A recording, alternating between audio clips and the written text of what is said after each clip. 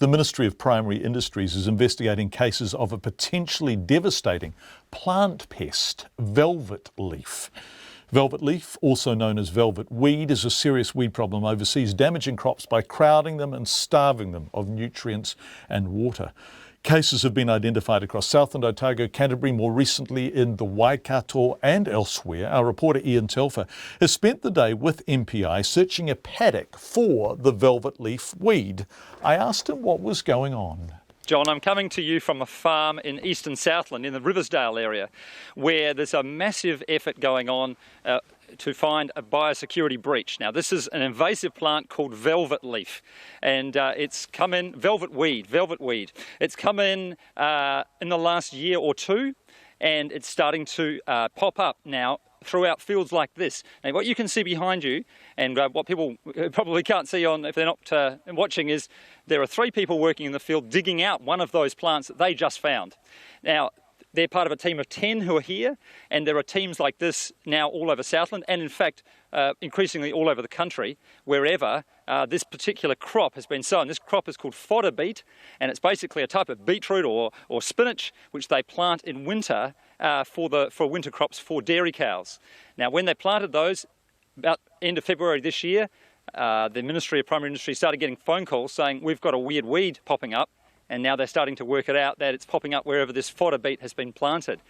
So far, they reckon there's about 60 properties contaminated with this weed, and there could be hundreds. And what does the weed do? What makes it so unwelcome? It doesn't look like much, John. It's just a little spindly plant. But what they are saying at Primary Industries is this is a plant that has already colonised large parts of the maize crop in the United States and large parts of fodder crops across Europe. And it basically just takes over the paddock. So it grows very quickly, it spreads out very quickly, and it takes between 30 and 70, or even in some places 90% of the land. It just gobbles it up, takes all the nutrients, and basically pushes all the plants out. Nothing else can be grown there. Now, the problem as well with this plant is that it spreads quickly, and it can give, once it seeds, it goes into the ground. The seeds can lay there for up to 60 years. So this is why it's a race against time. This is why these guys are out here now. They're basically trying to stop these plants from seeding so that they don't end up with a 60-year nightmare. Okay, so you're in Southland, but this weed has turned up elsewhere too. Southland has about half of all the crops of this type, this fodder beet, in the whole country, which is why such a big effort's been put in here. There are 50-odd people working now, more being flown in every day, John. But that's right, it's also popping up already on the west coast, in Otago, in central Otago, north Otago.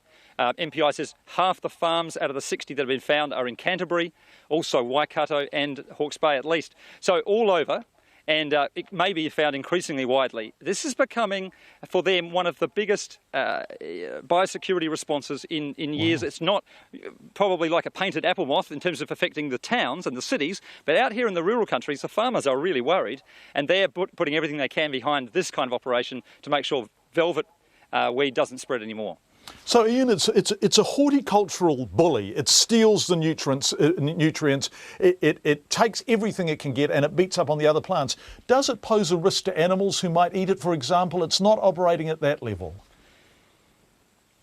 Not as far as I know, John. It seems as if it's simply a threat in terms of the production of crops.